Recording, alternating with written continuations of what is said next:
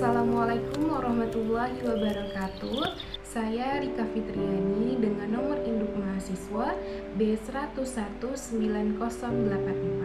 Dalam kesempatan kali ini, saya akan sedikit menjelaskan mengenai analisis kasus dari materi mata kuliah saya, yaitu Hukum Persaingan Usaha, dengan dosen pengampu Bapak Ageng Triganda Sayuti, SH MKN, dengan judul video Kasus Pertimbangan Komisi Pengawasan Persaingan Usaha terhadap pelanggaran oleh perusahaan penerbangan badan milik usaha negara. Baiklah, pada tahun 2019 terdapat 5 kasus yang adanya indikasi pelanggaran persaingan usaha yang dilakukan perusahaan penerbangan yang diusut dan ditangani oleh Komisi Pengawasan Persaingan Usaha. Berupa pelanggaran adanya dugaan dihalang-halanginya penjualan tiket maskapai AirAsia pada agen travel online. Terdapat dugaan kasus rangkap jabatan yang dilakukan antara PT Garuda Indonesia dan PT Sriwijaya Air. Adanya dugaan pelanggaran penetapan tarif kargo, adanya dugaan pelanggaran penetapan kartel tiket pesawat domestik, serta travel umroh yang dengan salah satu maskapai yang terlibat yakni PT Garuda Indonesia. Baiklah, dimulai dengan BUMN adalah perusahaan negara yang diberikan pengecualian untuk monopoli pangsa pasar demi kepentingan dan kesejahteraan orang banyak. Pemberian pengecualian untuk monopoli pasar tidak serta-merta membuat BUMN terhindar dari pelanggaran persaingan usaha. Pada dasarnya, negara memiliki hak untuk memonopoli. Negara melalui BUMN dan pangsa pasar dapat dikecualikan untuk monopoli pasar sesuai dengan pasal 33 ayat 2 Undang-Undang Dasar 1945. Berdasarkan pasal 1 ayat 1 Undang-Undang Nomor 5 Tahun 1999, monopoli diartikan sebagai penguasa dalam pangsa pasar yang dilakukan oleh satu atau kelompok pelaku usaha mengenal pengguna jasa tertentu. Dari definisi praktik monopoli di atas dapat disimpulkan 4 hal yang mendasar sebagai berikut. 1. Terpusatnya kekuatan ekonomi di dalam pangsa pasar. 2. Penguasa pasar terpusat pada satu atau lebih pelaku usaha. 3. Akibat dari penguasa pasar mencederai prinsip persaingan usaha yang sehat. 4. Penguasa pasar tersebut mengakibatkan kerugian bagi kepentingan umum.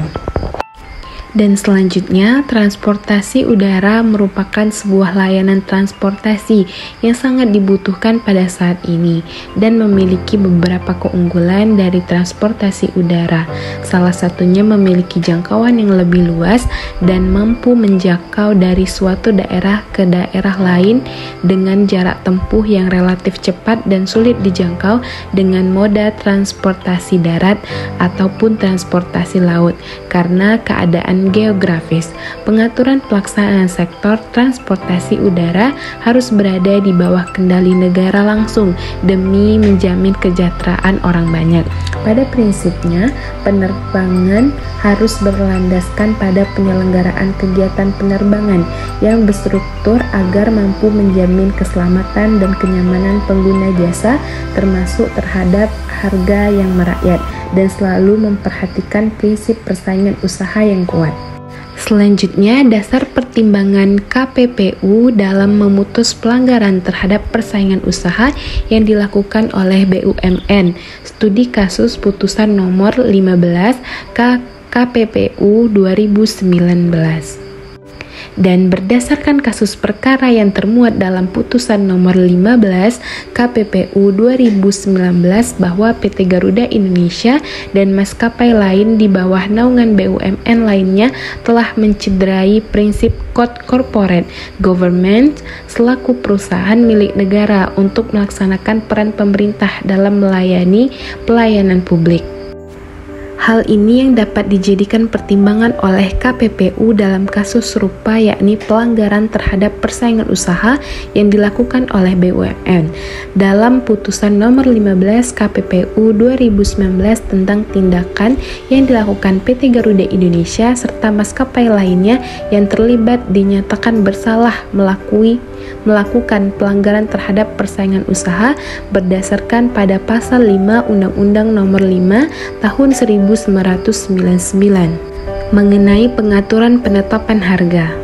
Dan perkara ini diusut karena adanya penelitian inisiatif dari Komisi Pengawasan Persaingan Usaha dengan membentuk tim monitoring atas pelayanan jasa angkutan udara niaga, pelayanan angkutan kelas ekonomi, dan rute penerbangan pelayanan dalam negeri.